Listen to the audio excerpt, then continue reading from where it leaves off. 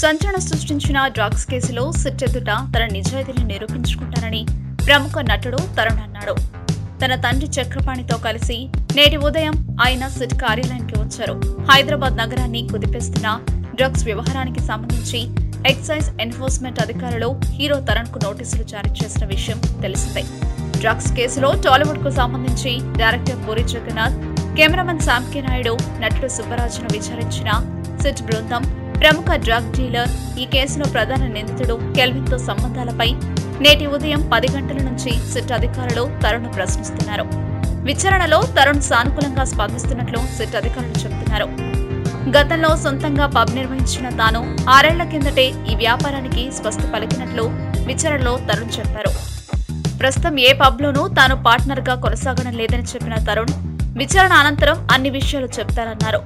Drugs కేసులో SIT ఎదుట తన నిజాయితీని నిరూపించుకుంటానని ఆయన ధీమాగా ఉన్నట్లు తెలుస్తోంది. నేటి విచారణలో భాగంగా కెల్విన్ తో తరుణ్ కు పరిచయం ఎలా ఏర్పడింది, ఆ పరిచయం ఇప్పటికీ కొనసాగుతుందా అనే కోణాల్లో ఎన్ఫోర్స్మెంట్ డైరెక్టర్ అకున్ సబర్వాల్ బృందం ప్రశ్నిస్తున్నట్లు సమాచారం. తరుణ్ గతంలో సొంతంగా నిర్వహించిన పబ్ ప్రారంభోత్సవానికి హాజరైన వివరాలతో పాటు వారితో ఉన్న రిలేషన్ పై ప్రశ్నలు అడిగి కీలక సమాచారం సేకరిస్తున్నారు. తాగిందేనా నువ్వా? గట్టిగా ఉంది కాబట్టి పెరుగు. అవి విరిగిపోయిన పాలు అలానే ఉంటాయి, కావాలంటే తాగి చూడు. Moms just give me some water milk రా, ఫుల్ హెడేక్ గా ఉంది. అబ్బా నీకన్నా ఇదిగా తీసుకో.